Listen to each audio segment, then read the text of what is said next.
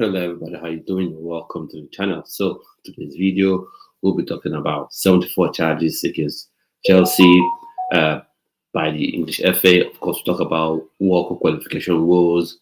A couple of more people have had their say about it, and then of course we'll talk about some of the top news in the Premier League. At least going into the Premier League game week 4. So let's go straight into it right now. So first off, the Premier League rather Chelsea, just 1 second. Done. Done. Sorry. The Premier League, the FA has charged Chelsea with 74.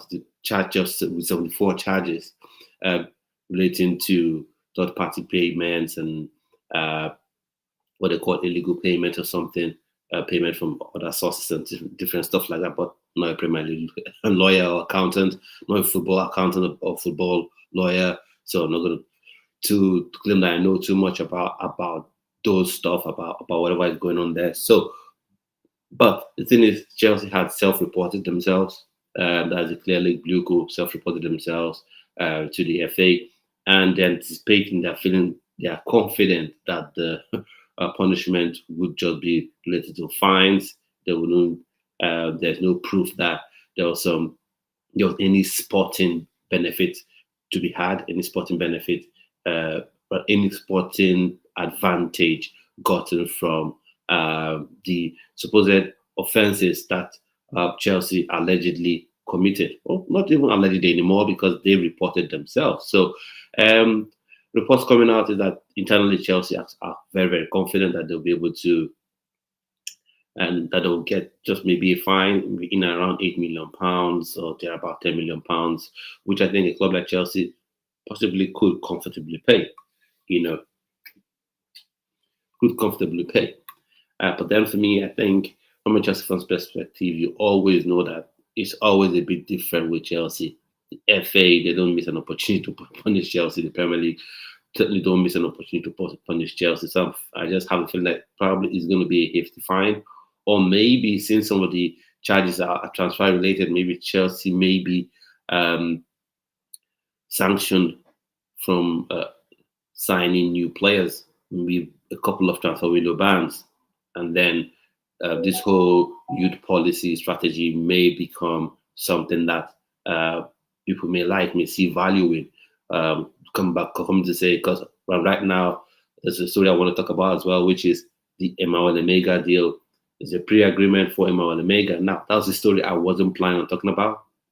I didn't even know it was going to be made formal because I've heard things about it that Chelsea were in talks to get arrive at the pre-contract or a pre-agreement for the sale or the signing of Emmanuel Omega from the sister club Strasbourg. But just this morning, as I was scrolling through my Twitter feed, I saw Fabrizio Romano had put that out there to say Chelsea had now agreed formally with Strasbourg and to be for a 7-year deal. So he'll be joining Chelsea summer of 2026, at the end of 2025-2026 season. Now, for me, I think that is how to say this. I think that is a good move in a way. If that's the striker you rate, it's a good move to get him in. He's 6'5". He's got pace as well. He can run the channels. Of course, he's more of a striker than Nicholas Jackson. But then again, just like with every other Chelsea signing, he is one that is still raw. But maybe due to his size, he may be more suited. He may be very well suited to the physicality of the Premier League. But that being said, he's still another raw one coming in next season.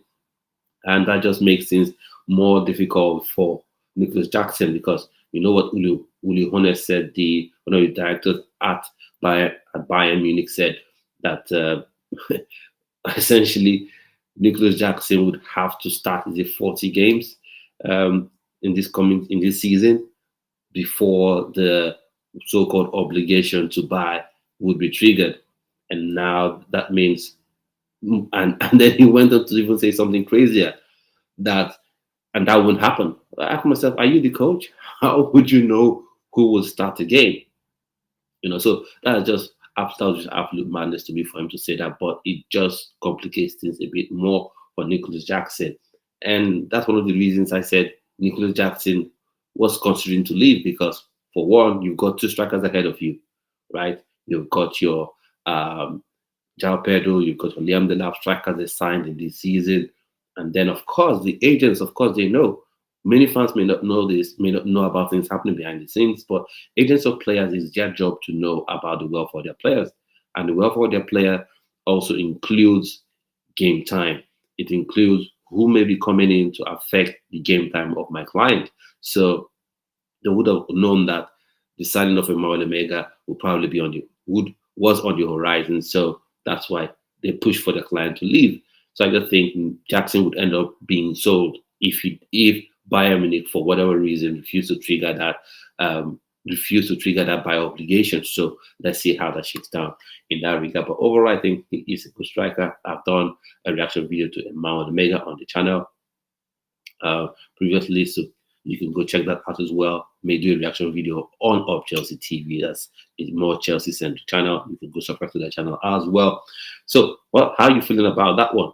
So while you're thinking about that, let me know your opinions in the comment section. So footballers everywhere, you're welcome to the show. So let's go on now.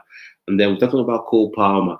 So in the pre-match conference, Enzo Maresca was asked about Cole Palmer, if Cole Palmer was fit and if he was just being managed or he was still out injured. So essentially what Enzo Maresca said was Cole Palmer was in recovery mode, because the phases to returning to the team after injuries, the injury, the surgery, or whatever needs to be done, then your recuperation period, your recovery period, where you're getting yourself into normal fitness, and they're observing you to make sure there's no reoccurrence.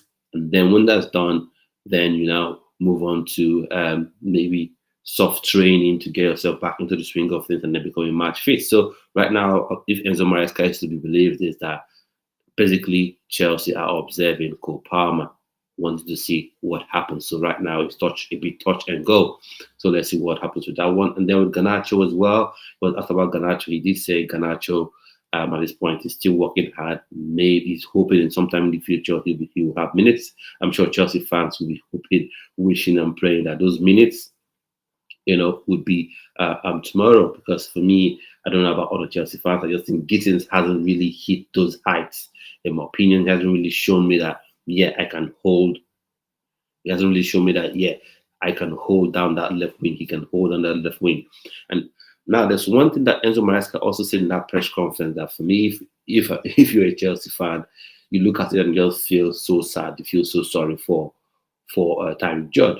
Now, that's if you're a true fan, not a fan of a manager, not a fan of the board or anything like that, a true fan of the club. He says he sees Tyreek Judge as a striker. So how do you see Tyreek Judge as a striker? It makes no sense to me, right? It just doesn't. And this is the same issue I have with the Nigerian national team. I have with Eric Chill. And some people, when they hear me talk, they say, "Oh, you complain too much." I don't. I just call out things when I see them. If they are wrong, I call them out as being wrong. If they are fair, I call them out as being fair. Because right now you're having Eric Chill in the last World Cup qualifying game that we'll get to and talk about some fallout from that game. He played Ademola Lookman as a striker, right? He played him as a striker. When we know, at least if you're saying the top 10 left wingers in the world, Ademola Lookman should be on that list, wherever you rank him. Definitely not a striker. So you're taking Tyreek Judge, you want to play him as a striker, back to goal, and then people in the stands will be sitting there. People watching from home will say, "Oh, Tyreek Judge is not good enough. Why do we have him here?" But your senior manager in front of you destroying a young player's career. You're playing him out of position, and you're there looking, and you're cheering the manager on. That is something I don't get. If you look at the player, you feel you have too many wingers, sell him off, loan him. But to have him in the team, and then you play him out of position, such a young player as well, and he doesn't have the body. There are some players that are 18, but the way they are built, they're like already 6'2", massive in size. So while they may be inexperienced, but they will be able to match up the physicality that is demanded. But Tyreek Judge is not one of those. Tyreek Judge is pace, skill, technique, shot. You're playing with his back to goal. I don't get why. You know, in that interview, he did say, Enzo Maresca did say Magpies is one of the strikers there. João Pedro can also play there. For me, João Pedro is a striker anyways. If you're playing Tyreek George behind a striker, okay, I kind of get that kind of work, right? You play him as a left winger, yeah, it kind of works. You play him as a right winger, it kind of works. But to play him as a striker, as a typical, prototypical old school striker, back to goal, receive ball to your chest, like he did against Fulham, that's just silliness to me. Silliness to me. So I don't know what your thoughts, opinions about that. So let's see who's in the chat here. So Osimhen Village people are dealing with Chelsea. Larger. Okay. I dealing with Chelsea. So let's see how things shake down. So the 74 charges, what are your thoughts and opinions about 74 charges that have been labeled against Chelsea? Let's see what your thoughts are on those. You think that the FA would sort of follow Chelsea's expectations and then maybe come up with basically slap on the wrist, £10 million fine, £50 million fine? What do you think? Or you suspect that you could see something more severe, say a full 2 transfer window ban? Thoughts and opinions on that one? Because it seems odd, because this Emmanuel Omega thing, we've been hearing it for a while now. It's been in the works, pre-agreement, and then the 74 charges get dropped, yesterday or so, and then this morning, Fabrizio Romano is briefed to put this news out there. So let me know your thoughts and opinions on that one. And then we go on to talk about, of course, so Cole Palmer possibly could be missing the game versus Brentford. We've talked about the touch and go. So that just then means with Facundo Buonanotte maybe the option to come off the option to start in that 10 row. I just hope he starts in that 10 row and João Pedro gets to play as a striker. Or if you want to play João Pedro in that withdrawn role, Magui gets to play as a striker. For me, if a player is young, it's not a problem, but playing a player in his rightful position for me is more important. So I don't want to see Tyreek George, which is back to go. Please, Enzo Maresca, do not destroy that boy's confidence. It's not worth it. It is not worth it, in my humble opinion. Now, we go on. We'll get to the AFCON later. We'll talk about Ange in a bit, and then we'll talk about Newcastle United, and then we'll go on to talk about the fallout from the AFCON. Fallout from the Nigerian World Cup qualifier. So, Ange set for his Premier League debut, or re-debut, if you want to call it that, at Nottingham Forest. Not at Nottingham Forest, but Premier League debut as a head coach of a Premier League club. After being sacked from Spurs, a couple of months afterwards, he's now the head coach of Nottingham Forest. Now, for me, I think this is an odd one, because it feels like owners of clubs, chairmen of clubs, CEOs of clubs, it's almost like they do not even they don't even care about the style of play. They just hire any manager they want to hire. Because a few moments ago, you had Nuno as your head coach, and we know Nuno is not the most crazily offensive-minded coach. Of course, he would attack you on the counter. In fact, I want him as head coach of the Nigerian Super Eagles. I don't know if that will happen, but maybe this is what people call manifesting or whatever. So I would want Nuno as the head coach of the Nigerian Super Eagles. But to move from Nuno and then go to Ange for Nottingham Forest, for me, seems a bit odd, because that means it's a complete 180. You're going to play crazy high line. That's it. When I look at the defenders, I ask myself, do they have the defenders to play that crazy high line? Do they have the midfield to play that crazy high line? And then their first match will be coming against Arsenal. So is that the team? And from day one, Ange is one of those managers that has this new manager syndrome. He will not compromise on what he wants to do. He will not compromise on the style of play. He will play with a crazy high line. And then let's see what happens. And Arsenal could absolutely slaughter Nottingham Forest on the break. So Nottingham Forest fans, just have your hearts in your hands, because it's going to be a wild, wild ride. Now, the football sometimes may become exciting, because you steadily see Hudson-Odoi on the ball, you steadily see Omari Hutchinson on the ball.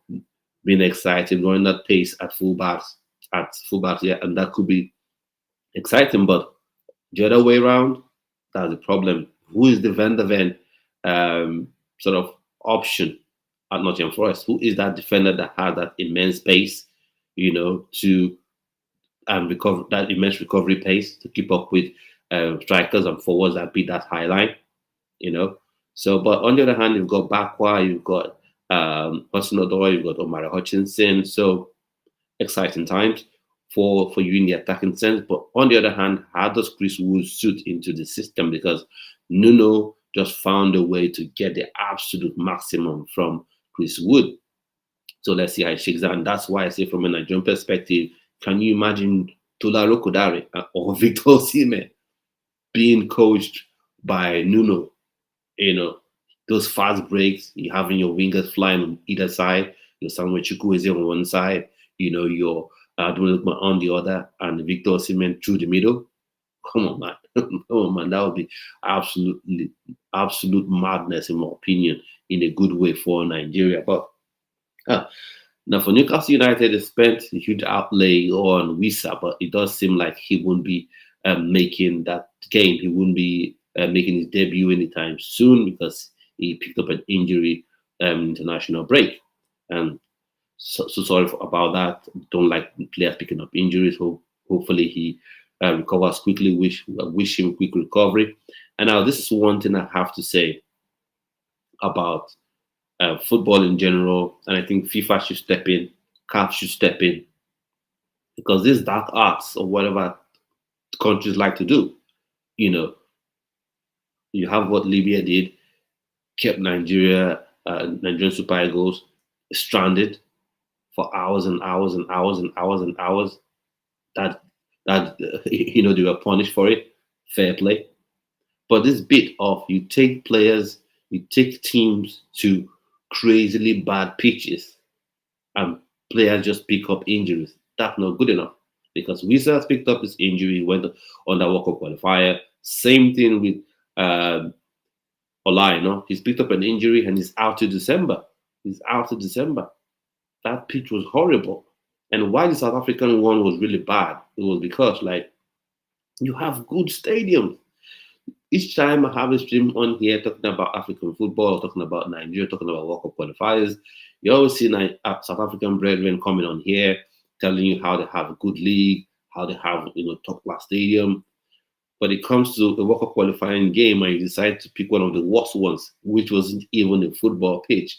It was a rugby pitch that was turned into that was sort of just rushed into becoming a football pitch just for that day, So all the sort of dark arts things should be taken out of the game, in my opinion.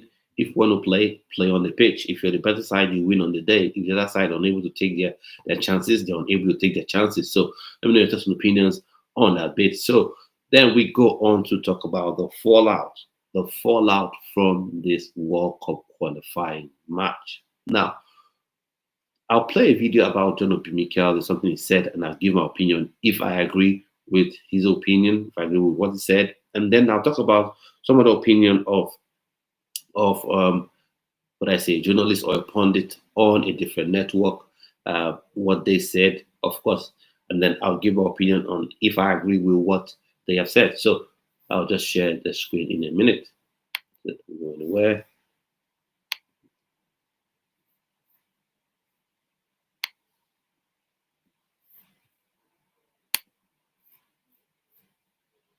Share my screen in a minute. Do not go anywhere.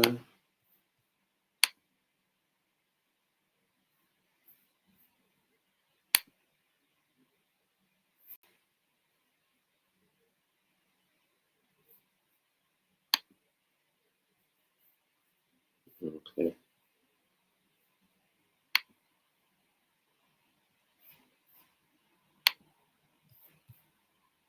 Now I feel for the people of my country. I feel for people in Nigeria, because they're going to be devastated right now. Again, for the second time running, we're not going to qualify for the World Cup. Does anything change if you don't? Oh, man, it has to. Yeah. It has to. If we don't make it to the World Cup, if we don't qualify, I just think the whole board of the NFF, they need to go. They need to go. Sorry, they have to go. If we don't qualify for the World Cup, the government, if the government want to get involved, they have to get involved. They have to get involved. They have to get involved because it's not acceptable. If we don't qualify second time in a row, it's not acceptable. Yes, the players have to take responsibility, but the biggest problem is from the top. Second time in a row, Nigeria, unbelievable. Now I feel for the people of my country. I feel for people in Nigeria.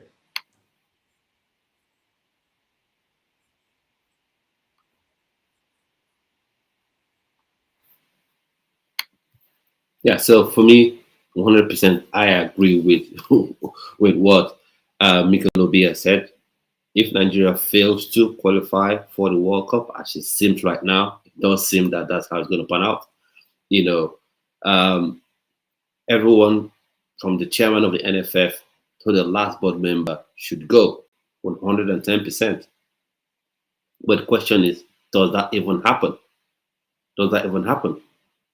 Because they have this weird protection with FIFA, where they say government should not interfere in politics and all that stuff. But in the UK, in the Premier League, we've seen the government really interfere with football, and FIFA has not done anything about that. But when it comes to implementing certain rules, Africa is the place where where they're implemented. So it's odd because they have this weird sort of protection for football federations, where if the federal government of Nigeria decide to dissolve the NFF, then that becomes an issue with FIFA.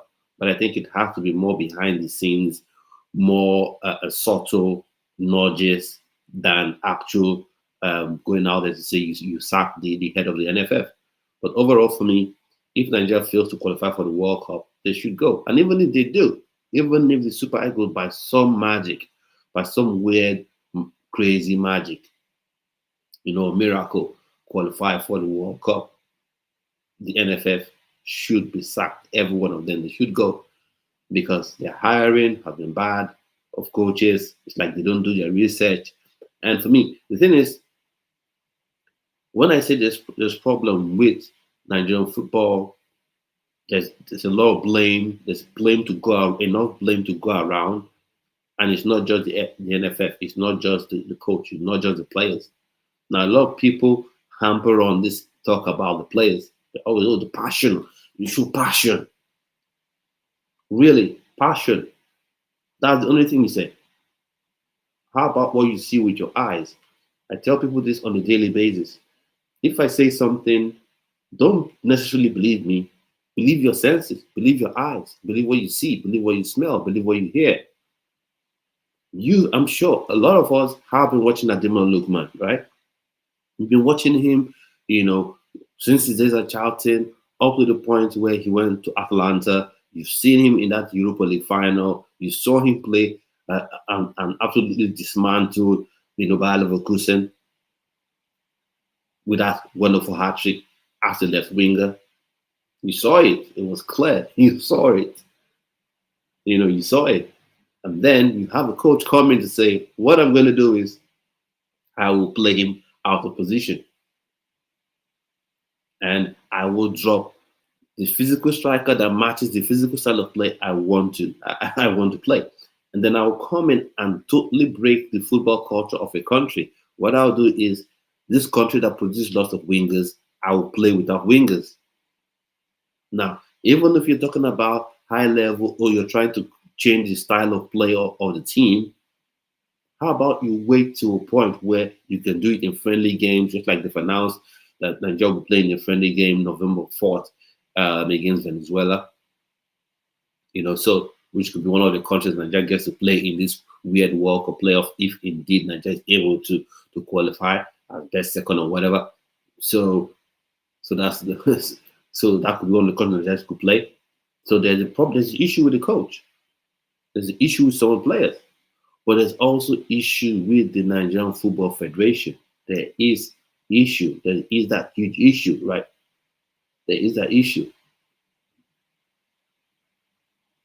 There is that issue because the way they hire coaches, the timing of their hiring of coaches the way they affect that list when it comes to inviting players, because it's almost like they're joking around with the Super Eagles, with the happiness and joy of a lot of Nigerians. They come sometimes, they invite someone who's barely played a game for his club into the team. They come to invite someone who scored only one goal in like 25 matches, and keep someone who's a regular starter for his club who scores goals regularly. And then, because some people say, oh, there's be a silver lining if Nigeria doesn't qualify for the World Cup. If this NFFC remains, there is no silver lining because they would not learn anything. So for me, I would Mikel Obi 110%. They would have to leave. But the question is, how do they leave? Who gets them to leave? That's the issue. Because you have this thing about FIFA where you don't want, they say there shouldn't be any interference there shouldn't be any interference. Policy shouldn't interfere with football. So, because that would be the ready out. That would be the immediate out. Oh, this is purely football matter. Government should not interfere in it. So that is the question. So let's see how that shakes down, how that plays out. But then let's go back, and then finally, before I go back to talk about Premier League fixtures and games and what I think about these Chelsea charges and more than Mother Mega, I think I have to speak on this as well. I have to speak on this. So there's on CBS, I don't know the name of the pundit or reporter it was going on about. It was reading out the names on the list, right? It was reading out the names of Nigerian players. It was going Frank Onyeka, Rafael Onyedika, was reading out the names, and he went on this typical thing that pundits like to do, especially when it comes to international football. The players didn't show the passion. The team is stacked, right? But they didn't play with passion. They didn't want to play for the badge. Come on now. That just sounds like something you just picked off Canva. That's just like me going to Canva, getting the template up there, not doing any alteration to it, and just slapping it on there. Because I've said it. If as a coach, right, you want to tell me that the players are the problem, you want to tell me that the players don't have passion or the players are not good enough. This also applies to club football, right? Are you playing them in their rightful position? When you play them in their rightful position, if they then struggle, right? If they then struggle in that rightful position, then it's clear, not just for you as a coach to see, but also for the fans to see, also for the football administrators to see. Oh yeah, Ademola Lookman, I played him at his favored left wing. He struggled. He couldn't create. He couldn't get past his man. So he is a problem. Okay, I played Tula Rokodari as a striker. He struggled. He couldn't stay on side. He couldn't. He wasn't even bothered to latch onto crosses coming into the box. Now, if that's what has happened, then I would agree. Then I would say, okay, yeah, you made fair points. You played players in their rightful position, and for whatever reason, they just couldn't cut it. Then it's clear. Then we'll begin to talk about replacements. Then we'll begin to talk about, okay, maybe we need to get Philippe Otele to come in to actually replace Ademola Lookman as opposed to being number 2 to him or being his number 1B to his number 1A. But when you consistently play players out of position, consistently, under this guise of my philosophy of football, my philosophy, which modern coaches now they want to do, it's just madness to me. Earlier on in the show, I talked about, Enzo Maesca saying he sees Tyreek George as a 9, as a striker. That is crazy to me. And you see lots of fans, just like Nigerian fans as well, they'll say, oh yeah, that's his role. If he can't play there, then he should go. You've seen someone that's trained all his life to play as a winger or as a 10, and then you pop up from nowhere and play him, as a 9, and not even a 9 that latches onto crosses or the true passes played between the lines, but an old school 9 that will play with his back to goal. When you can even see physically he can't do that. He doesn't have the physique for that side of play. and he's not been a striker all his life. So those sort of things. So Eric Chill, for me, I have beef with that man. I have beef with that man as the head coach of Nigeria. I do. I really do. Because he's come with this weird thing where he wants to play for out of position for whatever reason. For me, I think it's an ego trip when coaches do it. I think it's a massive ego trip, in my humble opinion. So coming back to the whole to more Premier League related news. So let's go on now. These 74 charges that have been labeled against Chelsea, more in and around agent fees and how we were paid and all that. For me, there's one thing that I always think about when they talk about all these charges, all this type of charges. I say, why is it that anytime it has to do with an owner spending on the club, that's where you see the football authorities get their panties in a bunch. But when you have owners like you have at a club like Manchester United, that just sit at their clubs and leech funds, you don't see any sort of rules or laws or anything that you don't see any kind of rules or laws to that effect to challenge or block those type of things or to punish those sort of things. But anytime it comes to an owner comes into a club, he actually wants to spend to move that club forward, then you see all these 1,000,001 type of restrictions that come in. So I'd like to know what you think about this sort of charges that come in.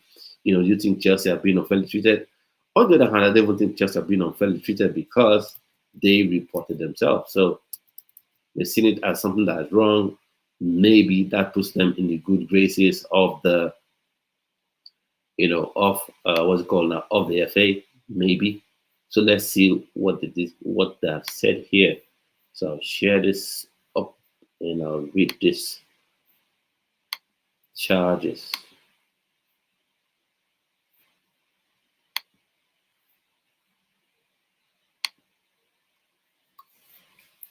The Football Association has today charged Chelsea FC with the breaches of regulation J1 and C and C2 of the Football Agent Regulation and regulations A2 and A3 of the FA regulations on working with intermediaries and regulation A1 and B3 of the FA third-party investment in players regulation.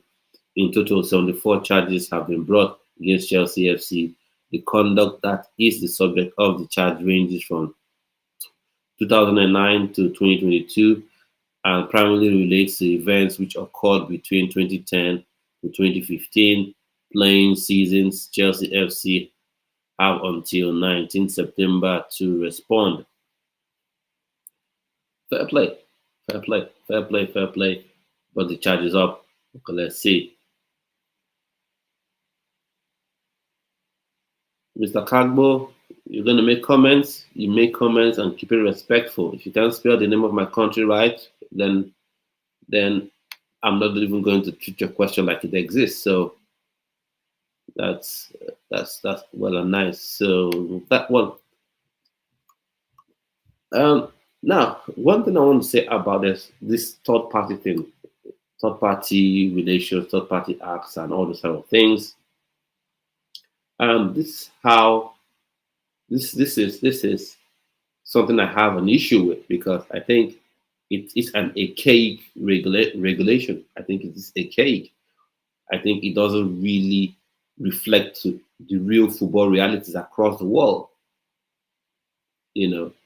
Because in Europe, and fair play that for the most part of Europe, you have that in play where you have proper structure, players flow through, and it's easy to spot a player from maybe a school team. He gets into to play for an academy team. It's easy, right? And most of these players, though some of them may have some huge financial challenges and stuff like that, but it's not really as pressing as you find in maybe some parts of Nigeria, some parts of South America. And so sometimes for these players, for their careers to really be furthered, right? They need help, they need assistance from a beneficiary and all that. So this third party thing, I don't think it is as clear cut as people like to put it out there. So let me know some opinions on that one. And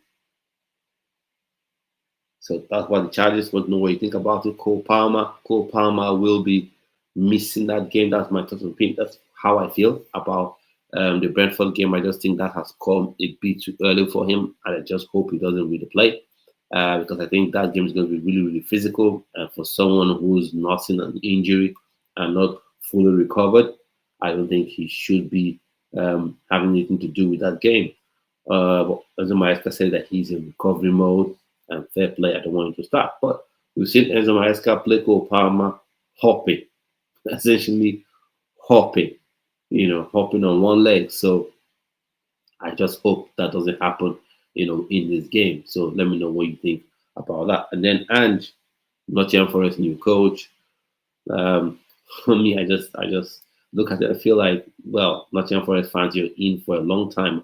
I want to know what you guys think about it because you have your hearts in your mouth for for the better part of the season or until it's sacked because that crazy high line has come to stay.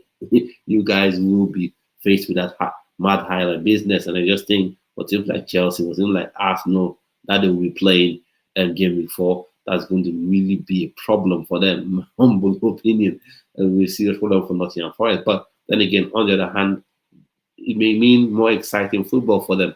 And this may mean possibly they're going to the Europa League. If it was a Conference League, I'd say they could win it.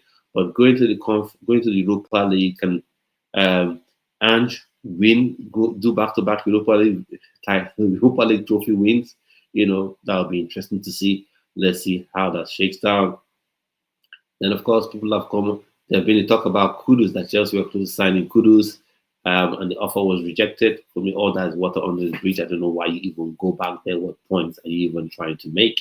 Fabrizio Romano has came out to say in an interview that if not for social media reporting, possibly some deals could have gone through. And talked about Paqueta.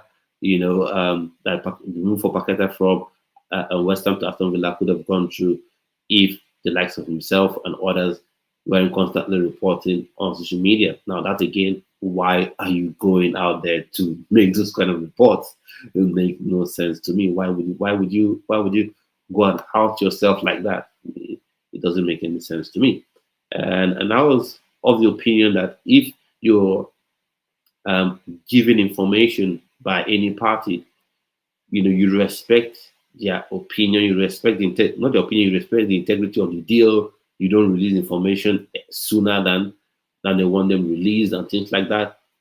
So I think maybe this yet again could be another briefing where they've told him, say this so our fans feel like we could have signed this player. So let me know what your thoughts are about on that. And then, of course, talking about Wisa.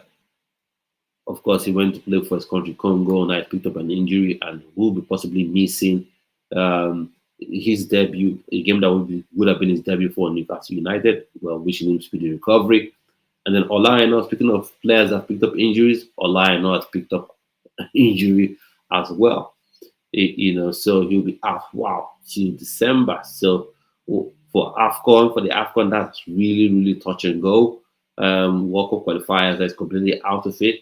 And then for Nottingham Forest fans, for Europa League and the Premier League itself, that will really be a problem. That will really be a serious problem for them. So as it goes. And then, of course, we've got Tularu Kodare looking to make his debut for Wolverhampton Wanderers. Let's super excited to see what he does for his club. I think that's somewhere he will really shine. Hopefully he gets to start and doesn't become like some striker that just sits on the bench and does nothing. But I'm confident that he will start because Strand Larsen, I don't think he's better than Tularu Kodare in my opinion. So let's see how that all shakes down. And of course, some more news not related to the Premier League. Oh, Laja, yes, this is something I will talk about now. First off, did you react to the Osimhen injury conspiracy? Yeah, yeah. I think that's nice for you to mention that. I will react to that now. Now, one thing I want to say is that maybe I want to give um Asamoah Gyan, yeah, I want to give him an out. Is that Asamoah Gyan? Is he one? I think that's his name, if I'm not mistaken. The Ghanaian player. I want to give him an out here. So I'll just confirm. I want to be sure. No, it's Gyan. Is it Asamoah Gyan? Asamoah. Asamoah Gyan. Yes, of course. That's 9 years old. Yeah. So right now, I want to give him an out. I want to say maybe he didn't say this. Maybe because we've seen people absolutely fabricate things. Absolutely fabricate things. Like we've heard people say, Didi Okocha wants to, yeah, said he wants to contest for the NFF elections. You know, and on the other hand, you've had people say, you've had some other sources say he's come out to say he's not he's not going to contest, right? Right. So I want to give Asamoah Gyan an out right now to say maybe he didn't say that. Yeah, maybe just maybe it was misquoted. But let's treat the quotes as they are. How dare you? How dare you, Mr. Asamoah Gyan? How dare you? How dare you open your mouth and say such nonsense? I know this is the age of engagements. You come up, you say whatever nonsense that's in your mouth. You have lots of people flooding your comments. You have lots of people wanting to watch your podcast to see, what you said, about a player. He cooked him, absolutely cooked him. He slammed him. I want to know what what he said. I know this is that era because like every engagement is good engagement. Like if someone comes up and calls someone an idiot, good engagement. If someone comes up and calls someone an angel, that's good engagement no matter what you say. But as a Mugian, how dare you say that? If you do that in your career, come out with your chest and say that you faked an injury. Come out with your chest puffed out and say, in your own career as a Mugian, when you played for Sunderland, that you did that. You used to fake injuries. And then for any Nigerian out there that wants to jump up and buy into what he said, come on now. Come on now. That's what I say. We've seen Victor Osimhen commit to playing for Nigeria, putting his head, putting his body on the line, putting his health on the line, showing his head close to the post, running for hours and hours and hours. As in high pressing, end of games, you see him absolutely destroyed, absolutely exhausted, crushed because he's so tired. And then someone comes up to say this. Any Nigerian that believes this needs to go see someone. I'm telling you, because it's one thing if people who don't watch Victor Osimhen play for Nigeria say things, and then they believe whatever. It's one that's fair, right? You don't see him play, you don't watch him play, so you can just believe anything people tell you. But when you watch him play tournament, friendly match, World Cup qualifiers, you see him play, you see him play, and then you want to believe what someone says. As a more gang, if this statement attributed to you is really, really what you said, then you're super wrong and you are super disappointed. Super disappointed in you because we always have this narrative about African players, Nigerian players, Ghanaian players, anything they do is character issues, anything they do. Meanwhile, you have the likes of Luis Suarez who will do something and he would have people wearing t-shirts in his honor, So for you to go out there and lie. Now, I'm not saying if you see a Nigerian player, if you see a Ghanaian player, if you see, a Moroccan player, Senegalese player doing something wrong, you should say he's doing something right. We've seen how Victor Osimhen plays, how he commits himself. You saw that tackle. You saw the tackle. You saw the tackle, and then you see that tackle, and then you say, "Oh no, he's faking it. He's faking it. He just wants to go off and then go back and play for Galatasaray." It doesn't make any sense.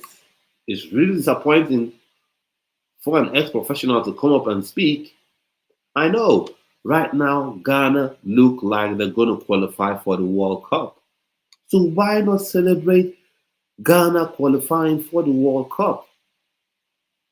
Why not celebrate your progress? Why not celebrate what you look set to achieve than coming out there and lying about a player?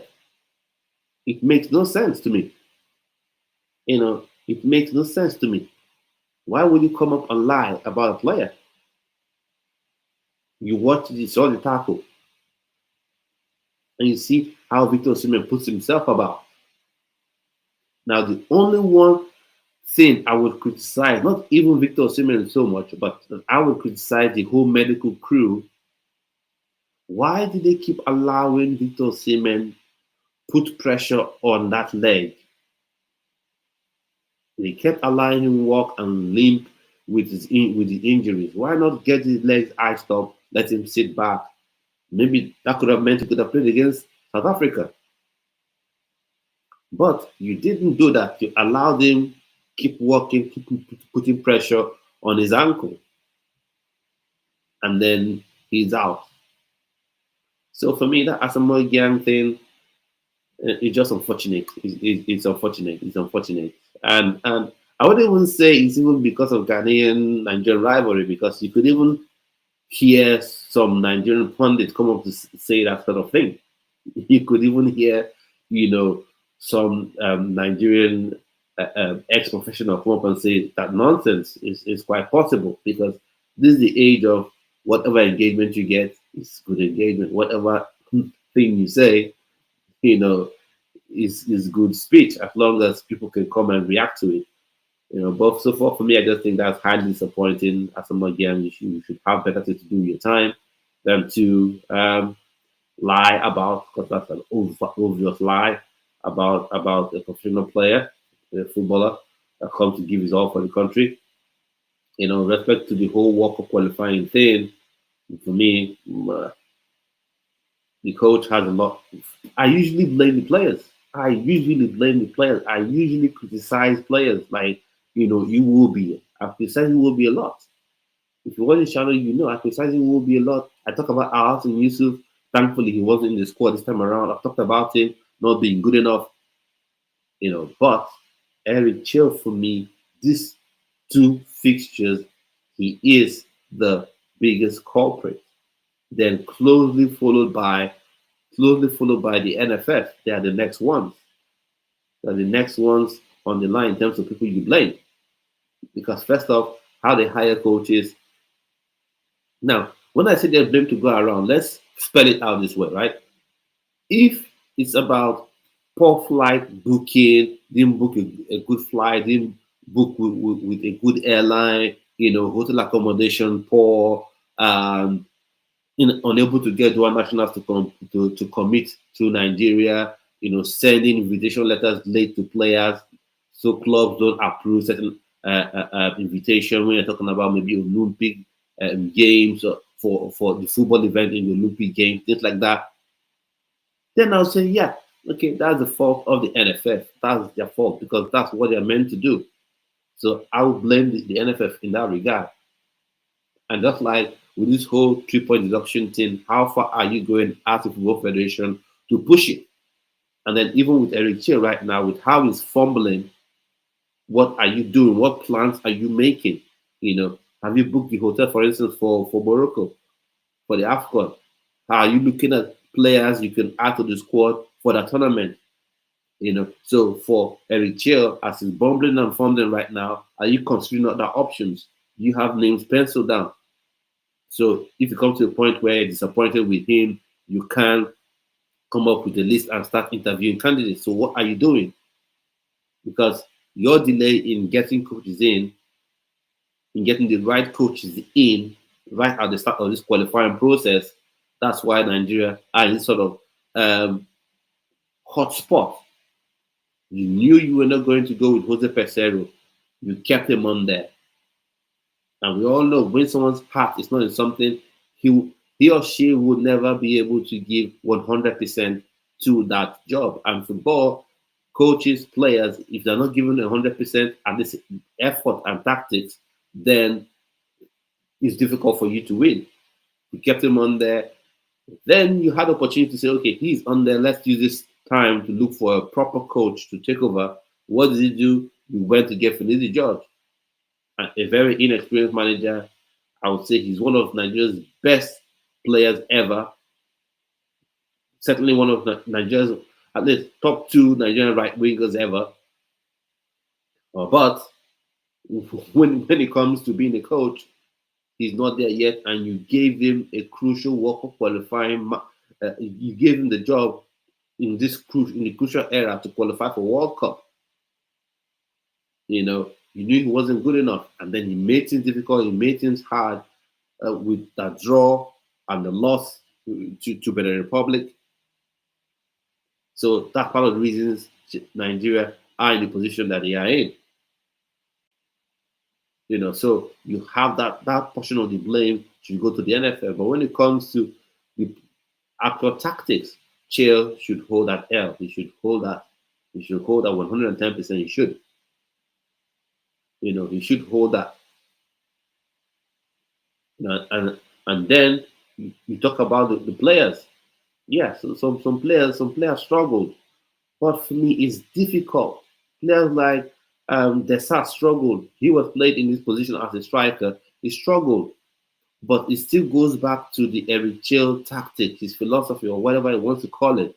Like, you know, Desat is not a guy that is going to battle with a big centre back and win that physical battle. And it wasn't your only option. You had Arokodare on the bench. Not someone like that should have started that game, and you refused to start him. You kept him tied up to the bench. You know, and you can see right as the game started, you saw the long balls, which meant that that was your philosophy, that was your approach going into the game, and then you kept the guy that sort of tactics would suit, as in that type of tactics suited to a T. A giant striker that can run the channels, that can hold up the ball, pin opponents down because he's just a massive unit, and then you don't go with him. So in that regard, he has the better portion of the blame, right?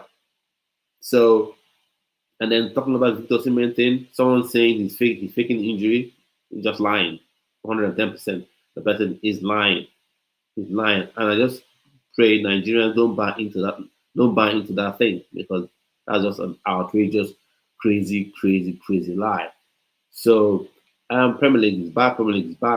So going into this coming week, we'll be having a Premier League match of the day. So as a post Premier League game day show, where we'll be reviewing and talking about the games that have taken place on that day, and giving opinions about it. So we'll be having a panel on here for game week 4 on Saturday after the Saturday games, and on Sunday as well after the Sunday games. So keep your eyes peeled for that one. If you want to be part of that, let me know. Since I'm saying that, I'll just bring up the QR code for the group so you can join that group as well. If you want to be a member on the channel, there are various membership tiers you can click and join. If you want to, it's completely voluntary, open to you if you want to support the channel in that way. So for now, let me just share this QR code. So if you want to join the WhatsApp group, you can scan the QR code and join.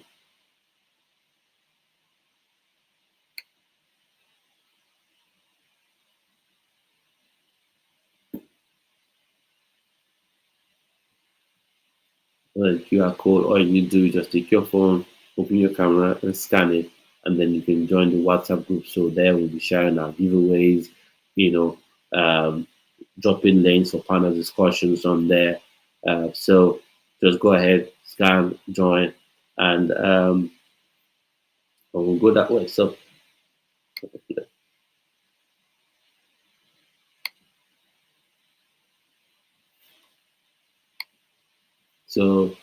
what's your opinions on the charges? Let me know what you think. I've said my bit that some of those charges there seem odd, and maybe Chelsea, hopefully Chelsea don't get their behinds handed to them, because I think they've tried to be smart on this one. I just hope they have not ended up outsmarting themselves. And then, of course, talk about Emmanuel Omega. Emmanuel Omega seems set to become a Chelsea player, a pre-agreement in place, 7-year contract in place, and will be joining Chelsea come the summer of 2026. So, you're a Chelsea fan, how you feeling about that one? And Arsenal fans, how you feeling about your game week 4 fixture against Nottingham Forest? And then, of course, Chelsea fans, how you feeling? Because it does feel like Cole Palmer wouldn't be starting that game versus Brentford. So, how you feeling about that one? Are you super confident going into that game? I think Chelsea should have more than enough to overcome Brentford, because Brentford, that is side that were really, really wired to how Thomas Frank played, how he set his team up. And so I just feel like Chelsea should be able to win that one comfortably, be comfortable 2-0, 3-1 win. Um, I'm looking forward to seeing Facundo Bonanote, because I think he will be the one to start. And that sort of game, with Palmer having injury concerns, I don't think he'll be starting. I don't think it would be advisable. In fact, I think it would be reckless to see him start that game. And so let me know your opinions on that one. And then Garnacho, Mikel Obides give his opinion about Garnacho. He thinks Garnacho will shine at Chelsea. I think one thing I can say is Gittins has left the door open. Bino Gittins has left the door open for Garnacho, right? He's come on in preseason games. He showed some good pace running in behind, but he hasn't shown enough bravery for me, in my humble opinion. And when it gets to be 1v2, that becomes a problem. And in this Enzo Maresca system, you're going to have 1v2s all day, sometimes 1v3s, because Enzo Maresca doesn't like his fullback overlapping. A lot of Chelsea fans have embraced that idea. So you're going to have this situation where you're constantly faced up with 2 defensive players or 3 defensive players in circumstances. And for me, Gittins hasn't really shown, that bravery on the ball, that I'm willing to go past 2 players. And under the Michael system, that's something he's going to have to not do. But I think Garnacho will be braver, whether quality-wise he will be better. Let's see what happens with that. But Gittins has left the door open. And of course, we know that Aaron Samino put up a very good performance again for Dortmund's debut. And Dortmund have been like, oh, we're looking for ways to sign him. We know those tricks. We know what Atletico Madrid did when they had Courtois on loan. Big player on loan, treat him a bit better than, his parent club have, give him more game time, and then you begin to psychologically affect the player, and then you want to sign him on the cheap. But I think if Chelsea having the brain cells, Lawrence Stewart and Paul Winstanley, that's a player that should be getting in. They shouldn't be going to spend any 60, 65, 55 million pounds on any centre back. You've got Aaron Anselmino, bring him in, and you've got Mamadou Sarr. And for me, it was a bit strange why they even let both of them go in anyway. Sarr, I understand it a bit because Kobe was fit, but Aaron Anselmino's loan deal, I didn't quite get it, because you obviously knew Kobe was out and you were not going to sign any centre back per se. So why did you have to, let him go? And the way Enzo Maresca behaved, you knew he wasn't ready to give Aaron Anselmino an opportunity. But hopefully he gets game time at Dortmund and really, really shows what it's all about and comes good there. So some opinions on that one. And then, of course, talk about Ange. What do you think about Ange as Newton Forest coach? Olaina could be missing up to 3 months. So September. Let's just even keep September aside. You go October, November, December. That's 3 months out, 3 full months out. And I'm sure the camp for the AFCON probably will start in and around in the early parts of December, if not late-ish November. So that's an issue. And now the question is, who is the right back? Who is the right back for Nigeria? Because Pastor Said Samuel isn't quite good enough, and this is part of what I've been saying. This is time you begin to look for not replacements, but people that can be integrated into the starting lineup, that can rather be integrated into the team. So when you have drops like this, when you have injuries like this or suspensions like this, you have people that can come off the bench, not come off the bench, or that you can just invite and they come and start for the team, and you don't see a drop off. I just think that Brighton Said Samuel, there is a drop off when he plays, and right now he is the only recognized right back for the Nigerian Super Eagles right now. So I think you should begin to look at that closely as to who can come in. So talked about Wisa out injured for Newcastle United, but the Voltamati is available, I think, uh, um, for Newcastle United to make his debut. So top marks fair play for him in that regard. So I think that's about it so far. For everywhere, football is everywhere. Talk about football everywhere. And the one thing I want to mention first before we leave and end the show, the Under-20 World Cup is coming up. Some people have said they'll be traveling to Chile, and it's a bit strange for me, even indeed they're traveling to Chile. They haven't put out the squad list. So who's on that squad? We've had lots of names. We've had the likes of Jonathan Spifa Suzu, the boy from River Plate. He'll be part of the team. We haven't seen him there. We have Divino Yemachi. We heard about Chizaram. We heard about Chizaram Water, but that's a bit shaky right now because he's played a couple of games for, I think, England on the 17 or on the 18 side. So that is another issue that you have to look at. If you want to get him, stop playing around, get it done.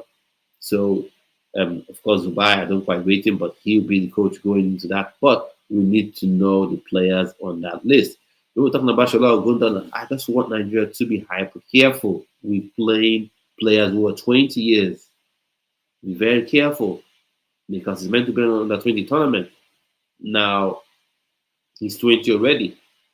I know in Europe, the under-21 tournament on 21 Euros, you see players who are 23 still playing, which is a bit odd to me. Why do you call it under-21? So, but for the under-20 tournament, it's a bit odd for me to see people clamoring for someone who's already 20 years old to play, because I don't want any politics to happen where Nigeria gets denied a victory or gets docked points for playing new players. You know, although we are seeing what FIFA is doing in South Africa, they're acting like their own regulations do not exist, but there it is. And before I end the show, I want to say this: there will be a grassroots reacts program that will be coming up where I'll be reacting to different grassroots academy games. I think there'll be one for today where I'll be doing the game for the highlights to Beyond Limits and Sporting Lagos. I'll be reacting to that one on here, so you guys build on here as well. And more reaction videos will be coming your way, so you guys build on the channel. And for the watch alongs for the Under-20 World Cup and more updates on the Under-20 World Cup, subscribe to the channel and keep your eyes peeled on this channel as well. So at this point, I've come to the end of this video, and hopefully I'll see you on another video. So have a splendid rest of your day. Stay well and stay blessed. Bye-bye.